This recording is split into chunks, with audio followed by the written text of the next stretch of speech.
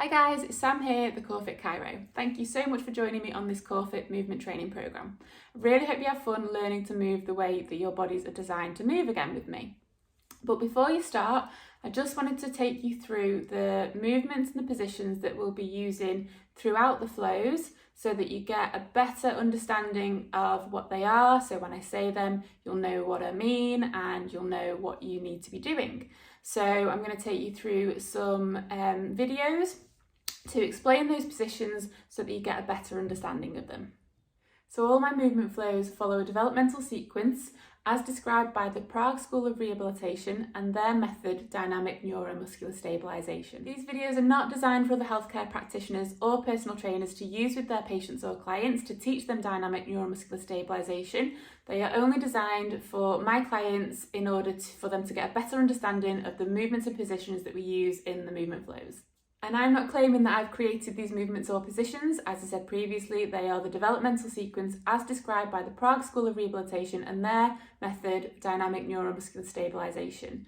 But the CoreFit movement training programme is completely mine. I've just used the concept of DNS within them. CoreFit movement training foundations video 3 is single leg. So from the tall oblique sit, we can do an oblique sit lift. So we're going to hinge forwards. And then we're going to stabilise through that supporting hip, push the floor away with the leg, pull that back leg forwards into a tripod position. So tripod, we're going to have either both hands fully connected or one hand fully connected and the opposite foot.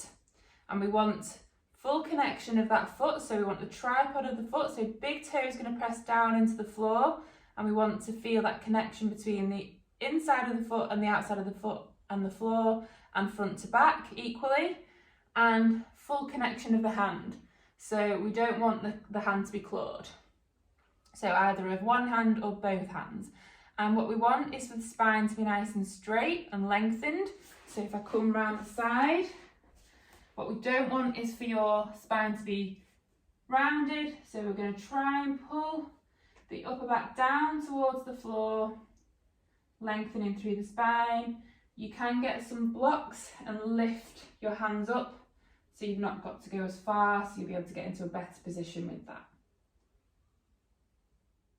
From the tripod position, we can come up into our high kneel position.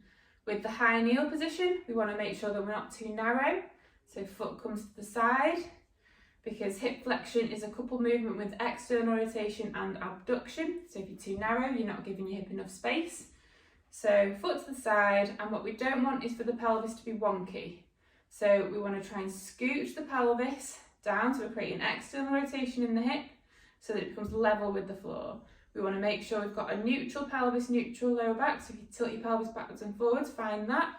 You'll know because if you put your hands on your lower back, if your back feels nice and smooth, you've probably got a neutral position. If you can feel your muscles popping out, you're probably in an anterior tilt, or you might be a bit too posterior. Then the knee wants to track the second and third toe. So this is the high kneel position. We want to maintain that tripod through the foot. So equal pressure between the medial and lateral sort of part of the foot, and equal pressure from front to back. And we want to think about pushing the big toe down into the floor. This is the high kneel position. Shoulders nice and active as well, so we're not rounding through the spine and through the shoulders, and the neck nice and long. Sorry if I'm moving a bit further away from the camera, it's just because if I'm a bit closer, when I go to stand, you won't be able to see my head. So I've moved a bit further away so you'll be able to see the whole of me throughout. So from the high kneel position, we can go into a stand. And what we want, again, we don't want to be too narrow, so foot to the side, knee tracking second and third toe, pelvis level with the floor. We're going to curl the back foot under, and then we're going to stand into a standing position. And what I don't want you to do, so I'll show you a bad one, is we don't want the pelvis to shoot to the side, knee to collapse, pelvis to become unlevel. And then as we lower him back down, what I don't want you to do is to stand too narrow. And I don't want you to rush it, so I don't want you to just lower yourself straight into it. So you're going to take your leg back, make sure your pelvis is facing forwards, and stay facing forwards as you lower yourself down. So what I don't want you to do is Take the leg back and then start to rotate your pelvis, knee caves in, pelvis becomes unlevel. So we're in a nice solid position.